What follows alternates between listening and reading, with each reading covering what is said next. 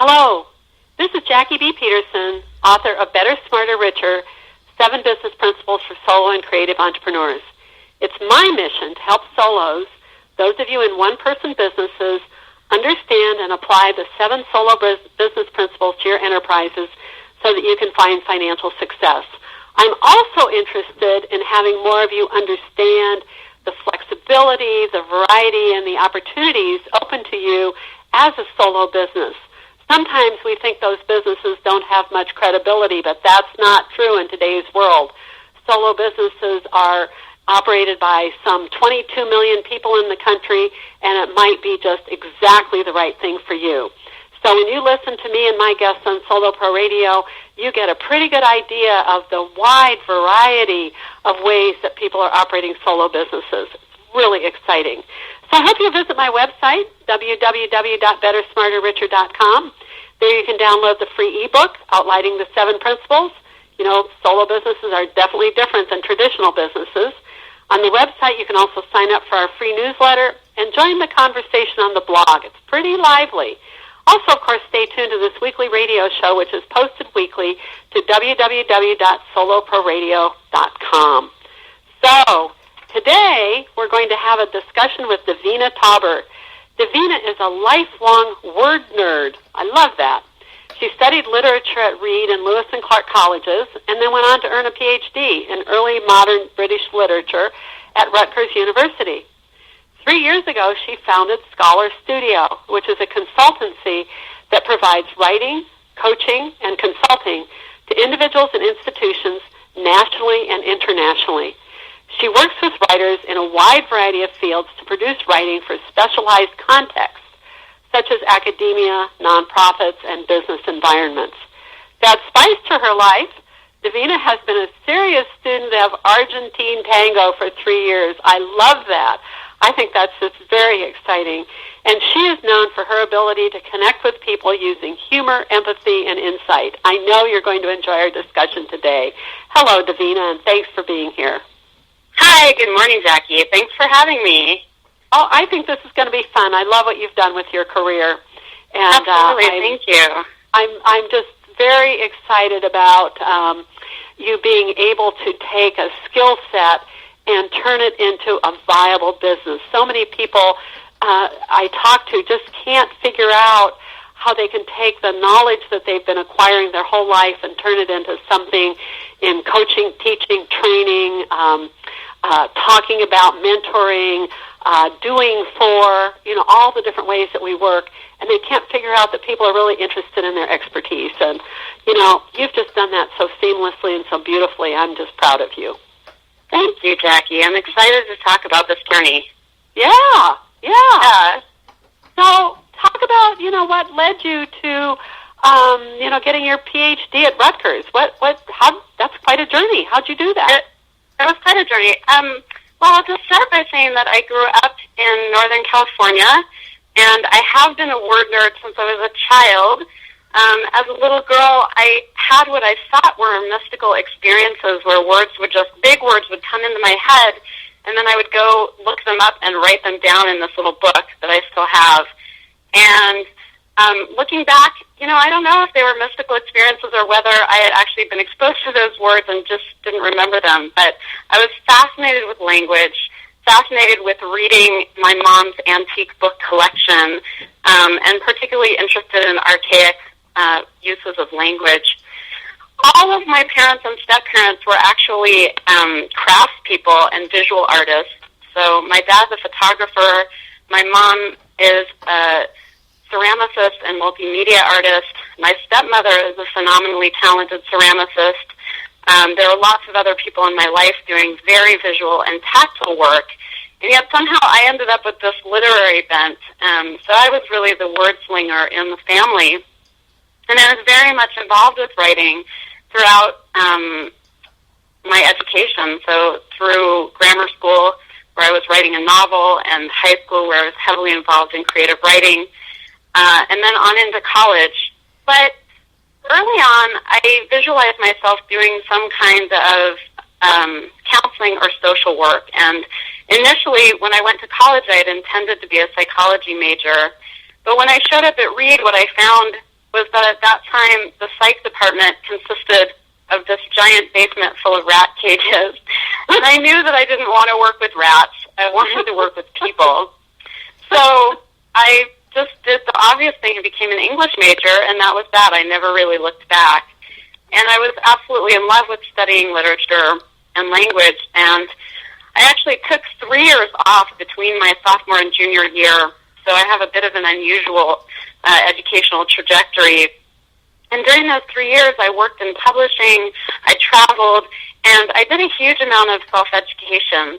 And it became clear to me that I wanted to do gender studies, and I eventually transferred to Lewis and Clark College, where I co-chaired their gender studies symposium, which was an amazing experience.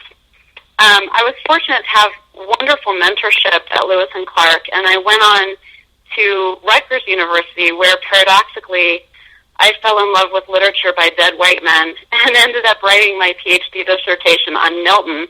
So that's about as far from where I started as you could get. But I had an incredible experience, and I was incredibly fortunate to work with some of the top literary and composition scholars in the country. Wow. That is quite a journey. I just love it. Quite a journey. Yeah. It's just fabulous. You know, what it got me thinking, I've got to tell you, as you were talking about, because you called yourself a word nerd and a word slinger and talked about your love of words and vocabulary. And sometimes I think that the use of the proper word and the use of words as an art form just really hasn't moved. And so I think sometimes we call upon the visual to express things because we haven't schooled ourselves in the nuances of the difference in meaning in words anymore. And, you know, there's a word for everything. I just think our vocabularies have shrunk, and so we count on pictures to, you know, evoke the right meaning. And, you know, if we were really word nerds, all of us, or had more education in words, we would go pull out exactly the right word to use. Yes. You know? Yes, and that's one of the amazing things that I love about the English language is it has one of the biggest vocabularies of any language, and it's actually quite underused. But you're right, there are 5 to 10 different possibilities for saying any given thing you can think of, and so the art of choosing tone, choosing words, that is perhaps an art that's sort of going away as we shrink our writing genres down into text and tweets. And I'm not knocking those genres. I'm all about them. But I think you're right that some of the richness of our language may be in decline. That's something that I'm interested in helping people reconnect with. Well, my guess is that that's something that you provide for your clients, is that access to and proper use of a very rich vocabulary, and that what you help them write just has a great deal of, I don't know what else to say, but richness, depth to it, because you have access to that and you bring it to the work that you do for people. Yeah, that's absolutely true. You help them look better. Yes. Yes. Yeah. So you started ScholarStudio. Yes. About 3 years ago. So talk about that business and what it does. Well, let me say that I started out like a lot of solo pros, providing direct services to individuals, and that is still the core of my business. But I'm also very excited to be branching out into creating educational products that will be available nationally and internationally. Within a month, I'll have my first workshop available on udemy.com, which is an open educational platform where educators can mount classes. And I'm also interested in broadening the part of my practice that has to do with consulting with individuals, and I'll talk a little more about that later. Do you want me to talk about the specific services that I do now? Sure. That would be wonderful. Okay. I'd love to hear about that. There's a great variety. So the core business that ScholarStudio is about is really coaching and consulting. And for me, those mean 2 different things. So in a coaching capacity, I work with writers on writing process, motivation, project management, and basically the self-regulatory skills that allow you to accomplish productive writing over a period of time. So moving away from what we call binge writing to a more sustainable writing practice is the challenge that everybody faces.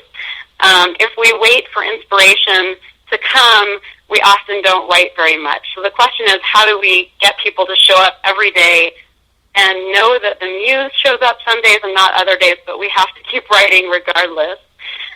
So that's the coaching capacity. And I work with people literally all over the world doing that work. So that usually involves weekly check-ins, goal setting, and other kinds of writing exercises and activities. The consulting I should interrupt you for just a second there. Sure. Talking about that, Daveena, our guest last week, Marcia Bench, told us that she had written 25 books, and I was astounded because I heard that. I have so many people that struggle so hard to write one, and here you've just nailed this. You're talking about writing, you call it self-regulatory skills, writing as a discipline versus binge writing. Wow, that's the key, isn't it? It is the key. It's really crucial, and there have been studies done that show that professors who write regularly are more productive than professors who binge write. And I'm sure that's true for writers across the disciplines and outside of academia. So, yeah, I think it's absolutely crucial. Great insight. Listeners, that's a great insight she's sharing with us. And that part of your business, then, is helping people, as you call it, self-regulate and make a commitment, like a habit, to write every day, and they can hire you to help them by, checking into you. You become accountability coach for them. Absolutely. And I can't stress the power of external accountability. I think we'd all like to believe that we can provide that accountability for ourselves. But really, do we do it? Often not. So the power of having external visibility and accountability is profound. People do things that they didn't know that they could actually do, and they accomplish things they didn't know they could accomplish. Wow. Hey, this is big stuff. So I interrupted you. You were talking about some of the other services that you provide, but I think this is profound, what you're talking about doing. It's amazing. Yeah. Well, continue on. The consulting piece is really working with people on the substance of their writing. So people frequently come to me for thesis or dissertation consulting, and clients come to me at all phases of this process. Some are just starting out, some are just finishing and about to defend. But I will say that the dissertation or thesis stage is particularly challenging because after years of coursework, you're suddenly literally cut adrift, and you're given this giant goal and really no roadmap of how to get there. So this is the stage where people often just sort of founder on the rocky shoal of self-regulation. It can be incredibly hard to write a thesis or dissertation on your own. So working with people through that process and also on the product is something that I do a lot. Another thing would be thesis and dissertation defense consulting. So in academia, before you're finished with your Ph.D., they usually haul you in front of a committee of 3 to 5 professors and grill you for a couple of hours. And as you can imagine, that's a totally different skill set than actually writing the project. And it is an intellectual test, but it's also really a test of whether you can present yourself professionally as a colleague. And so I work with clients on how to present themselves, how to find confidence, how to speak about their work with the appropriate expertise, but also humility, and also, the technical things of making eye contact, good vocalization, all of that. And defenses are actually open to the public. And so I recently had a client invite me to her thesis defense, and Jackie, I literally almost cried with pride because this woman's thesis committee told her that it was one of the best theses, both in the writing and the presentation, that they'd ever seen. And she made it look incredibly easy.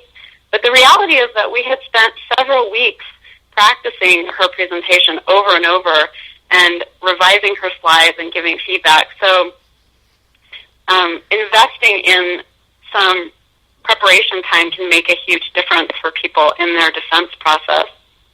That is a fabulous service. It is. It's an absolutely fabulous service to provide. So are you working quite a bit then with graduate students? Is that kind of one of your client bases? Yes. So I will go on to say that I also am doing a lot of article development with faculty as well. So yes, graduate students and also faculty writers come to me. You've probably heard the line about publishing or perishing in academic life. And that's serious. It's not a joke.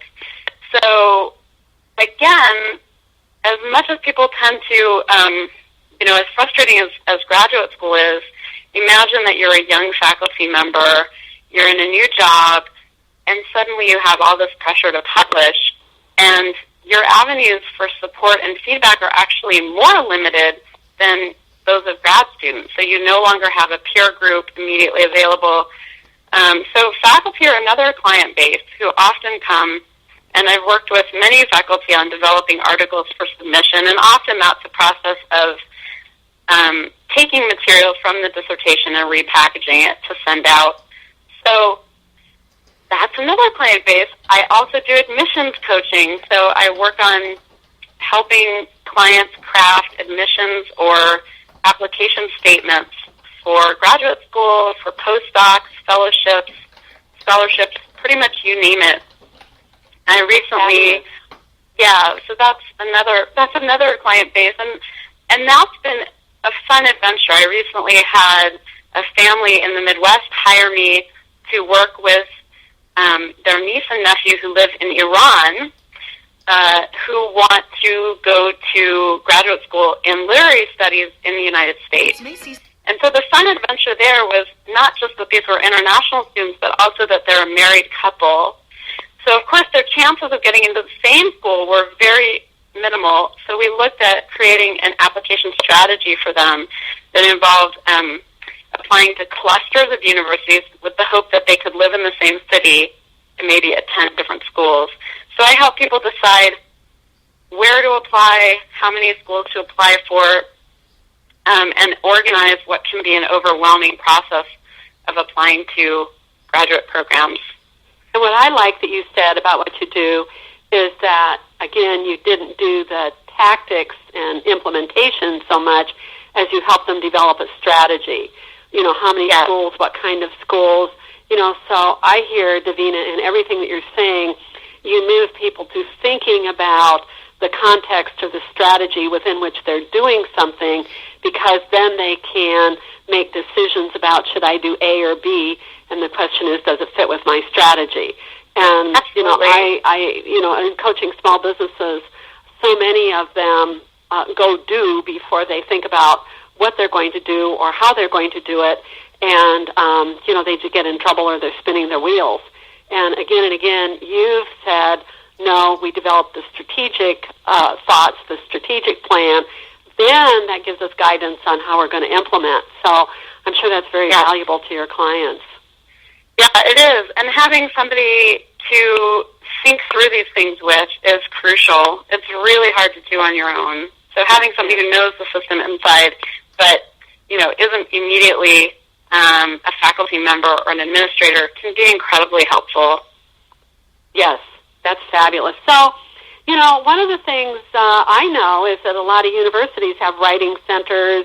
They've got writing professors. They've got writing programs. So what brings your clients to hire you as a private writing coach, instead of them getting what they want out of what the university just is offering them? This is a great question. I like to say that smart people use all the resources at their disposal. So just because I have a gym membership doesn't mean it's not valuable for me to work for a few hours with a private trainer. So I sometimes liken what I do to that. I'm somebody who helps people leverage their resource base in the university. I absolutely think people should use the writing centers and especially use their professors and other campus-based resources. That's a no-brainer for me.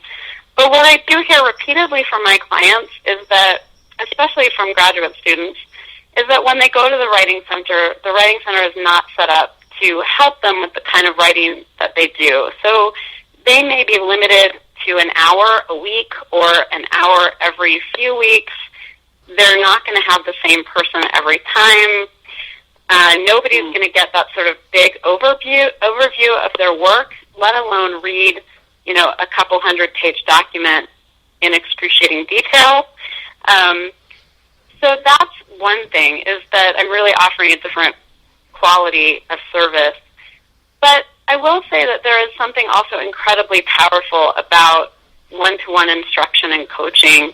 And when I teach classes at the university, which I do sometimes, I can tell you there's this kind of weird inverse ratio between how many people are in the class and how much any individual student absorbs. So I can say something to 36 students, and a few of them will hear it. But when I bring those students into my office hours for conferences one-on-one, they all absorb it. So there's something profound about the ability to give a student what they need, when they need it, and exactly in the way that they need it. So that's amazing. I could not agree with you more about that. And this translates down into even coaching my solos on how to structure their businesses and what products to offer. Yes. Because what I know is that people are really smart, and when they attend classes, they get the concepts and, they understand it, but what is lacking is how to apply it. Right. And so they have questions, and they say, well, okay, I understand, blah, blah, blah, but how does that fit my situation? Or does it fit my situation? And they have a great difficulty moving from the specific when the specific is their business. So what I always say to, my clients who are setting up their businesses, I say, people don't want to pay for content or basic information because, that's all available out there on the web, it's free. But they do want to pay for coaching and for applying the knowledge to their specific situation. And that's the profound magic that you're talking about. That's when people get it. That's when the understanding comes in.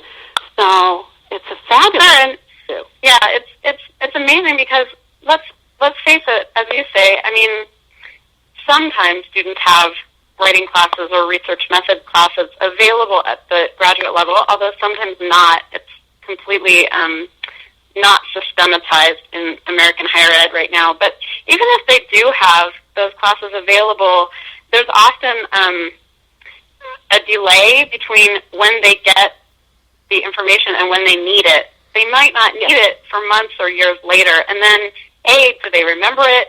B, can they apply it? When we're sitting together one-to-one, we're working on their content. It's absolutely immediate for them.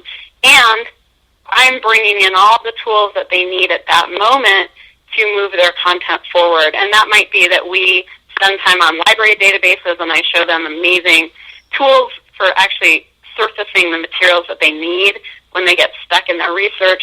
It might be offering them tools about how to write about particular theories or relationships. I'm doing a lot of work developing material for students who are writing literature reviews. So I have a body of tools and expertise that I bring to each person that's different. It's customized. So that's powerful. But another thing about one-to-one work that is part of the value of what I do is that one of my strong beliefs is that the affective and the intellectual realms are not as separate as we sometimes think they are. So I believe that many people do their best intellectual work in the context of real emotional support. Mm-hmm. And people come to me for hard skills, but I think they come back to me because they experience a depth of feeling seen, feeling understood, and feeling respected. And these relationships that I build with clients, I think, allow them to push themselves further than they might otherwise allow themselves to be pushed. Because as you point out, they do have relationships with their professors. They have relationships with librarians and tutors. But what I do is slightly different because I make a space where people can kind of bring me the backstory of what's going on for them. We work through it, and it allows them to go on with their work. So when an individual client hires me, go ahead, sorry. That's big. This is big stuff that you're doing. Yeah. So yeah, it is. Story you were going to tell. Yeah, go ahead. Well, what I was going to say is that when somebody hires me, they're getting the benefit of working with a professor, but they're also getting the benefit of mentorship. They're getting the benefit of creating an ongoing relationship with somebody who actually cares about them, sees them, and remembers details, asks them searching questions, and can really push them further than they even know that they can go. So yes.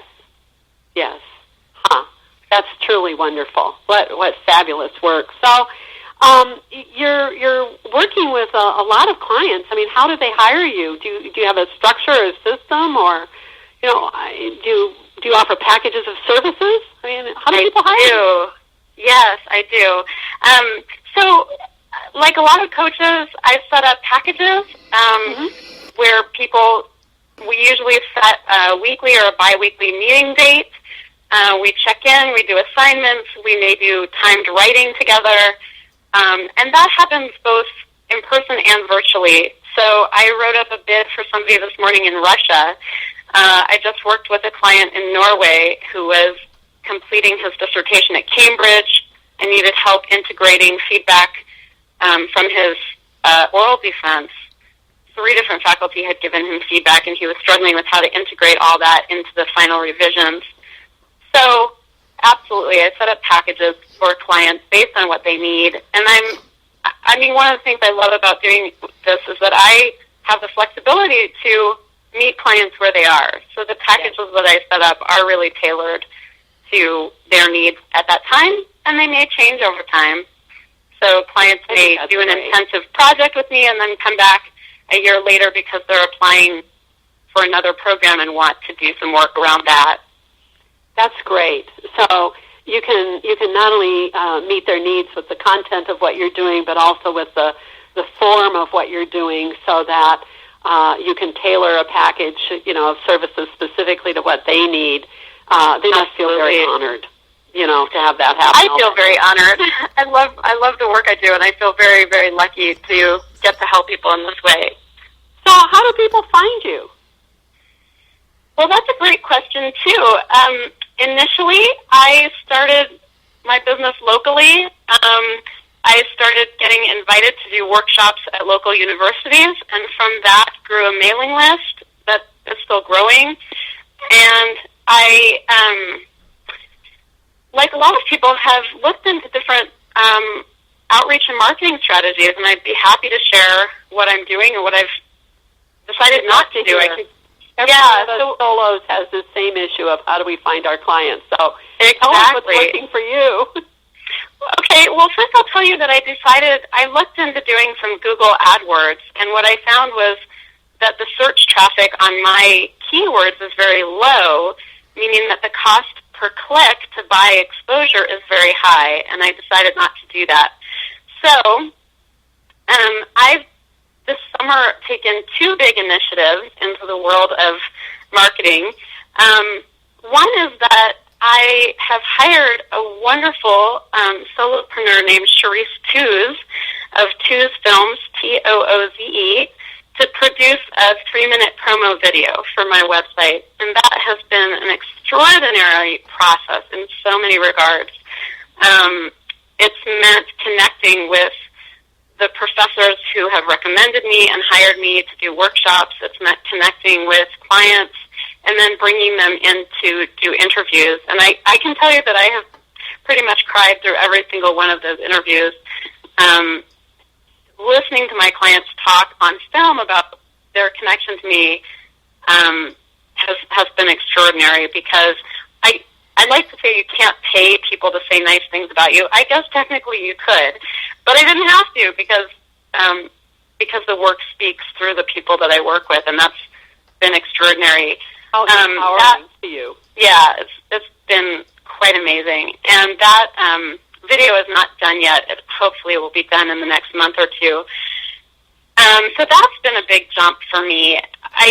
Although I'm a word nerd, I guess I've realized that visual media are incredibly powerful storytellers, and so I wanted to employ visual media and voices, audio, visuals, so that clients around the world could really see what I do, connect with, identify with the people that I work with, and thus get a very tangible sense of what I do.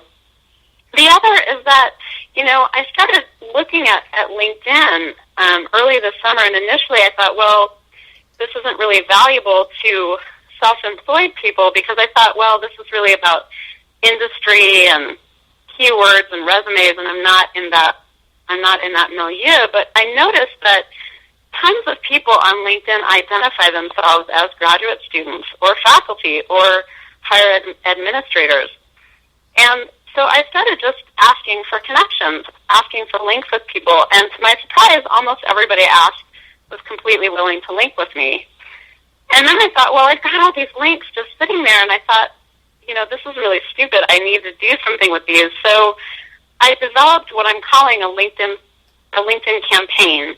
And what I've done is I've developed 3-letter templates, one to graduate students, one to academic faculty, and one to academic administrators, introducing myself, talking about what I do, and then also offering something of value. So either a link to a free product or an announcement for an upcoming workshop, and then also giving them homework.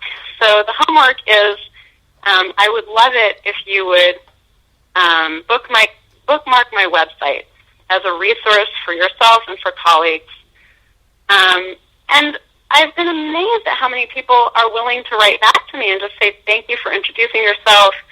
What you do is really interesting. And I'm getting business this way. So people are responding. And so just that simple act, I think, of writing, it's outside the main email system. So I think people are more willing to respond in that context. I'm not sure why. Mm-hmm. But I have found that LinkedIn can be a valuable tool for people who are self-employed, especially if you can target your market. In other words, if there's something about that person that you can see in their title or their profile that is relevant. I think that's a huge key right there is, because I do believe a key to our marketing as solos is to not make big blasts out to the entire world, but rather make specific approaches to exactly the people who are most likely to hire us. And that's probably the key of what you're doing, is that you've gone at them very specifically and, you know the right people. And I love the two things that you had, both a kind of a stick and a carrot. You have something that you're giving them for free, which everybody likes, and, that's also a key in a digital strategy is that when people want to test you out without spending any money. So you give them something for free, and then you have something that, as you said, you gave them homework, you asked them to do something, which is put a link to your website and pay attention to you and use you as a resource. I love the way you said it, by the way, that you're giving them homework. Spoken like a true academic. That's a teacher. Right. So you said this is a two-way street. Yes, absolutely. And you have to understand that, they may not have a need for you right now, but what you're doing is building awareness. And when they do have that need for you, that you're the first person they remember. Oh, yeah, I got that email. I'm gonna look that up. Yeah. So that's and you're announcing to them also, by the way, that you're kind of with it. You're using 21st century tools, social media, and you're using it in a very professional and responsible way. You're not using it frivolously, but you're using it as an academic coach would use it. Yes. Okay. And they Absolutely. I get it. I went to a wonderful workshop through Mercy Corps where the presenter said that, a hero is not somebody who has a cape and wings, and superpowers. A hero is somebody who shows up with a Band-Aid at the right moment. So a hero is somebody who has what you need when you need it. Yes. And you want to be that person. Wow, that's a good structure to put together. That's just fabulous. I'll just say I've gotten savvy about when I'm invited to do workshops, I no longer give handouts at the workshop. What I do is I say, here's my website, and you can download the handout for free. So people have to go to my website and just put their name and email to get the handout. And so that's wonderful. It brings them to my website, and I get to capture their information. And then they learn about future workshops as well. So that's been a key way to drive traffic. And those are people who aren't already seen me. And then soon I'll have those workshops actually for sale as products through Udemy. So pretty soon people will be able to access, if they miss the workshop or they have friends who weren't able to make it, they'll be able to actually buy those inexpensively. Oh, that's a good idea. Good idea. Wonderful. You're becoming a marketing maven on top of everything else. I'm working on it. It's a big challenge. So, are you enjoying being a solopreneur? I am, Jackie. This is not the life path that I expected, but I can't tell you how much I'm enjoying the challenge. One of the great things for me, about being a solopreneur is that there's a constant learning curve. And obviously, as a teacher, as an academic, I'm a lifelong learner. So I'm constantly captivated and challenged by this process. And that is, that's a huge gift. I have a low boredom threshold, and I'm never bored in my work. And that's wonderful. Oh, that's so great. That is so great. I think the other thing we hear guests say quite a bit is how much they enjoy the flexibility and the freedom, to choose how and when you market, to whom you market, what time of day that you do it. Of course, the e-tools have, eliminated this morning-night person thing. We can work on it when we're at our peak and, make it work that way for us. And I think that you're also displaying one of the values of e-tools, which is, you've heard from Norway, you've heard from Russia, you're hearing from working with students in Iran, and who cares where you are anymore? Right. Yeah, it's not a barrier. Time and space are not a barrier. So truly open-ended in terms of opportunity and in terms of people to connect with. Yeah, it's absolutely fabulous. So, it is. Yeah. So, do you have a typical client? Could you kind of give us a profile of somebody that might be typical that they hire you? That is such a great question, and it's actually really hard to answer. One of the things I'm particularly proud of is the diversity of my client base. And I mean that literally. I work with clients of every ethnic and international profiles. I work with a lot of students domestically who are considered underprivileged, are coming from historically underprivileged backgrounds. And one of the things that I hear a lot, one of the objections that I hear particularly from faculty when I introduce myself is, well, I would have trouble recommending a private tutor because of the equity issues involved. And I think that's an interesting perspective. I kind of started out with that assumption too when I started this practice. Well, this is a luxury service. Maybe I won't see a lot of diversity. And in fact, the opposite has been true. My client base is incredibly diverse. And so one of the things I've begun to realize is that our education system itself is profoundly unequal, starting at the earliest levels. And in the past 20 years, we've literally inverted the share of tuition that students pay. So students used to pay the minority of their tuition, and it was subsidized by society. Now they pay the majority, and the tiniest portion is subsidized by our culture. And there's really nothing fair about that. But what it means is that there's increasing pressure on students to make their educational investment valuable. And if a student drops out at the graduate level, they're losing years of their life and work. They're losing huge amount of investment, usually of their own money and debt. And so for many students, the relatively small cost of working with somebody like me against the cost of losing their entire educational investment is relatively minor. And I've heard from clients of every socioeconomic level that the money and time that they've invested in working with me was the key factor in their completing their degree and their successful completion. So paradoxically, yes, our system is unequal, and in an ideal system, students would come out with all of the resources and tools that they need. But given the real world and where we are, actually, this is an amazing resource for clients, and I hear that continuously. So I've come to think differently about that objection, and I think that has been borne out in the actual clients that choose to work with me, and I'm incredibly proud of that. The second thing I want to say about the quote typical client is that the whole demographics of higher education are changing. So 50 years ago, grad school was really for people who were going into the professorate, becoming doctors, lawyers, or clergy. You didn't need a master's or doctorate to do most quote-unquote white-collar professional jobs. That's not true anymore. So a master's degree is kind of like what a college degree was 20 years ago. And what that means is that there are literally tens of thousands of people who are involved in doing scholarly work now that wouldn't have been doing it 25 or 50 years ago.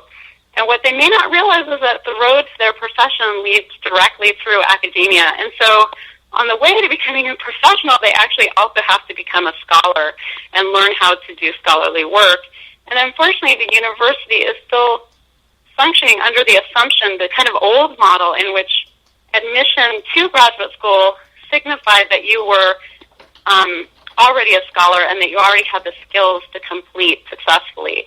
And so unfortunately, these skills are often not taught in graduate school. And so my work is partly about helping institutions and individuals get the skills that they need to be successful. And I truly think that retention at the graduate level is tied to writing skills. And for that reason, I want to work with institutions at a systematic level as well as with individuals.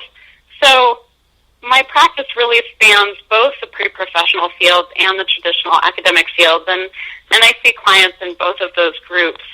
So I don't know if I can speak to a typical client, but I am very proud of the diversity and the broad range of clients who choose to come work with me.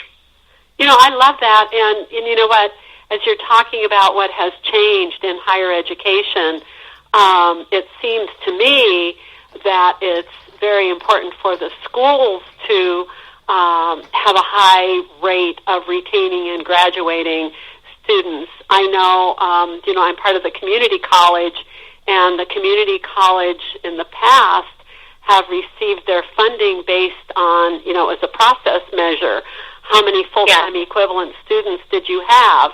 And now the funding is beginning to come based on how many of your students completed programs. We're moving to outcomes away from processes. Yes. And I'm going to assume that that's true, at the, the 4-year and the graduate institutions as well, as they're starting to be measured for, what did you produce? What happened here?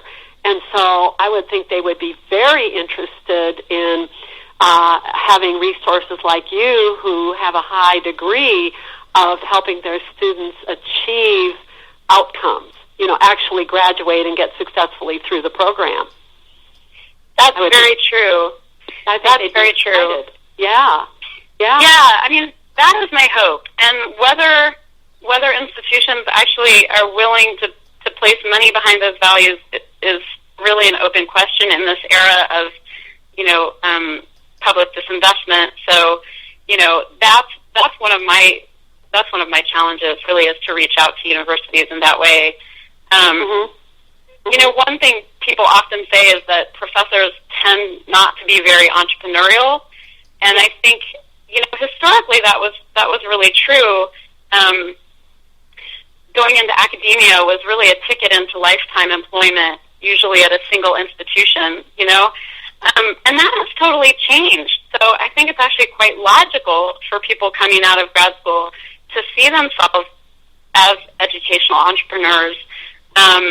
Again, massive shifts in what the forms of employment are at the university level. It used to be that almost everybody teaching at the university was a tenure track or tenured faculty member, and now I think I'm correct in saying that the majority of people are not teaching in a tenure-related capacity.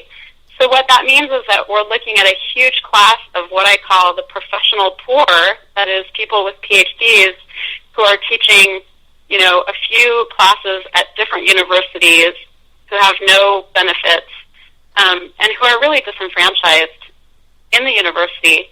So for me, it makes total sense that professors who are nothing if not amazing learners are going to go out and create businesses. In my case, my goal is to create a new business model that gets outside of that kind of adjunct tenure box and finds new ways to partner with the university. So in the last year, for example, I've been hired to create an online writing curriculum for the criminology and criminal justice program at Portland State. I was hired to come in and do tailored workshops for a cohort of master's students in the Center for Science Education. And that was an amazing, wonderful experience, again, because the faculty gave me specific issues that they wanted to work on, and then the students sent me their writing, and so I was able to use live examples from their writing to teach the material. So it was very tangible and very relevant. So those are the kinds of partnerships that I think allow the university to recapture the benefit of the training that it gives to people like me, and allows people like me to function in ways that are befitting somebody who has a Ph.D., which unfortunately a lot of adjunct teaching capacities are not. So I'm really excited about finding new ways to use my training and serve the university. I will say, as a note of warning, that I think the university can either breed partners or breed competition. Yep. And truly, I think the competition is already happening. Oh, it is. It's already online happening. free education. Exactly. That's coming, Exactly. And people are beginning to say, what do I get? Exactly. What do I get? Right. And more. And technology is right. It's unbundling. Education. So we can offer classes online, and we can offer classes in other ways. So the university is in possession of a product that it needs to rethink and reconstruct, but it also needs to find new ways to work with the people that it produces. And I'm excited about doing that. Well, I'm going to say, too, you are right exactly on the leading edge. I hear you being very entrepreneurial and very thoughtful about not only what you do, but the ramifications of what you're doing and the value of what you're doing, and a clear understanding that what you are doing is really the leading edge of how the new education paradigm is probably going to unfold, given the technology that is available today. And remember what we said back earlier, what I've learned is people don't want to pay for content, but they really want to pay for application of knowledge. And you are sitting right in that spot. And you are finding, whether you're writing a curriculum for the Justice Department, or whether you're helping a graduate student, that you are applying, concepts and your particular word nerd knowledge, that you have as a deep and rich understanding, to help them. And I can't think of a way to be more entrepreneurial than that. You're seeing a need, and you're seeing a need to package things differently, and you are right there, offering your skill set into services that didn't used to be there 5 years ago.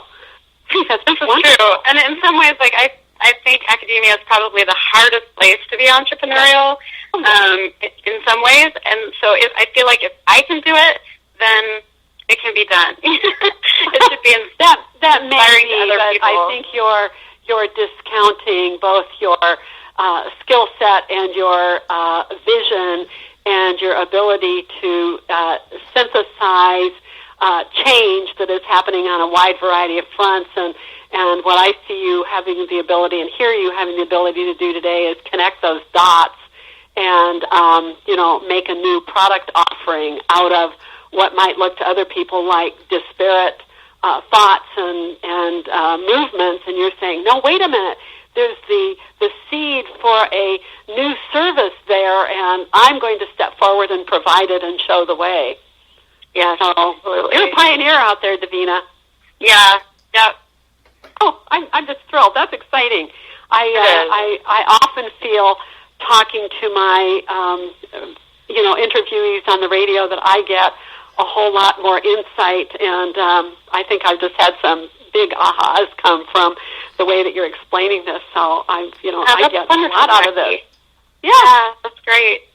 So what are your business expansion plans? Are you going to use more e-tools, find other ways to reach other groups? What have you got in mind?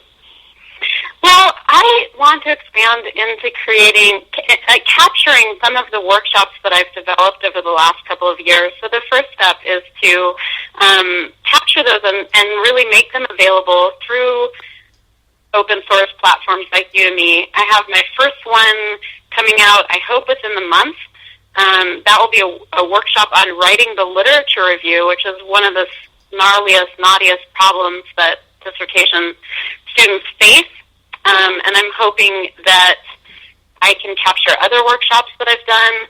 Ultimately, I'd like to bring together a bunch of the curriculum that I've developed and do a longer form class that will really take people through a lot of the tools they need to do a thesis or dissertation. So those are more about product. As far as process, I do really want to focus on building the institutional consulting part of what I do. As a human being, I kind of have two needs or two impulses, and one is to work with individuals, and the other is to work with groups.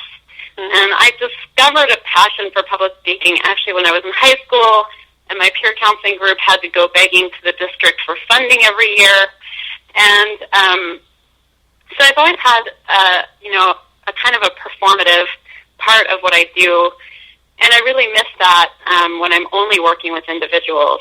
So I very much enjoy working with groups, either groups of students or faculty and administrators, and I have a very strong interest in putting together systems and processes, assessing current practices, and helping people find best practices, especially around teaching these kind of core skills to graduate students. So that's another area that I really want to expand.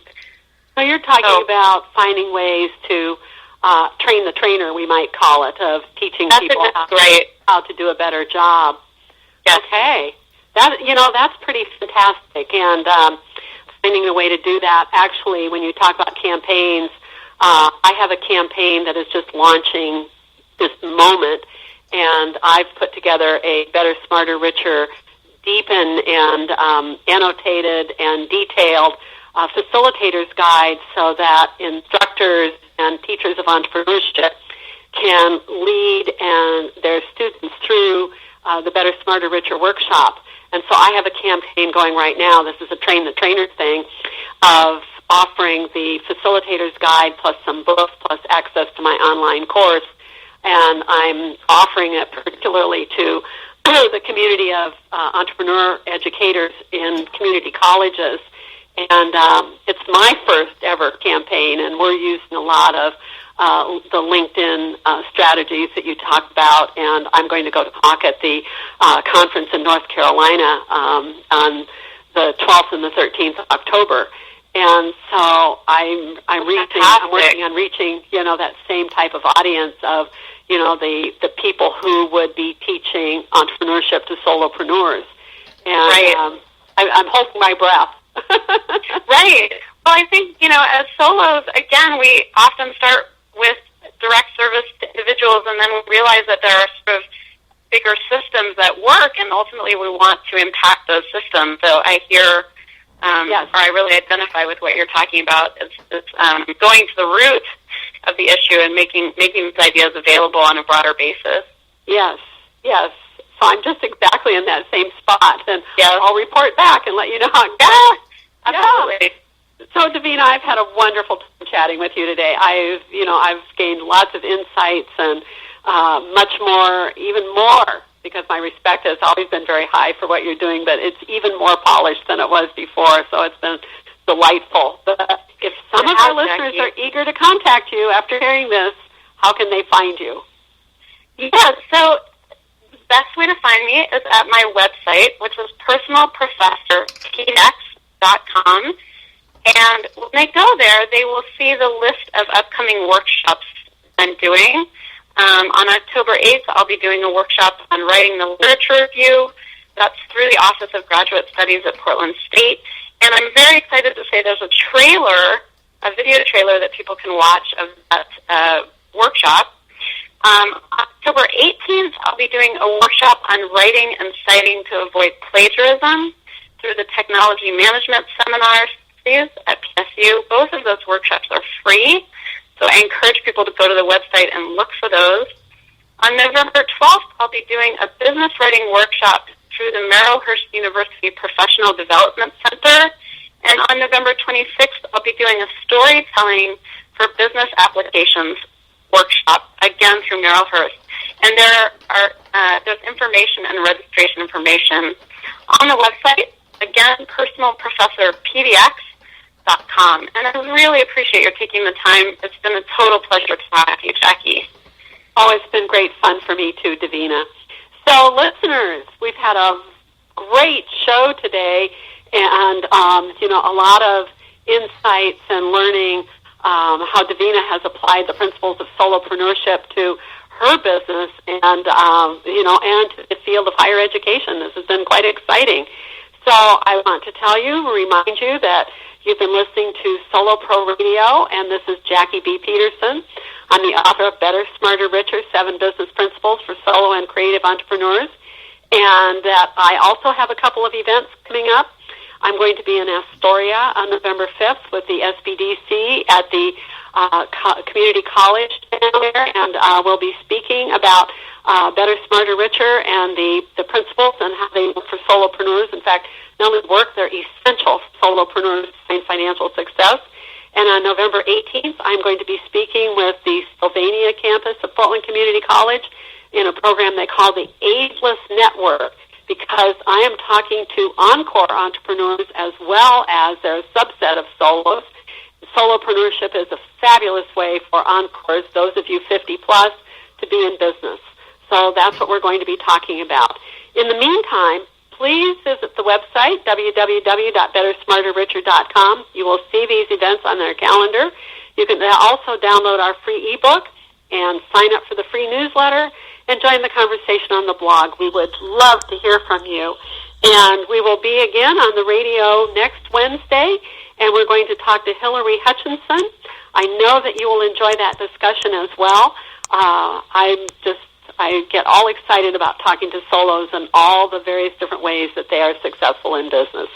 So thank you again for tuning in today. Hopefully we'll hear from you again next week, and have a great week. Goodbye.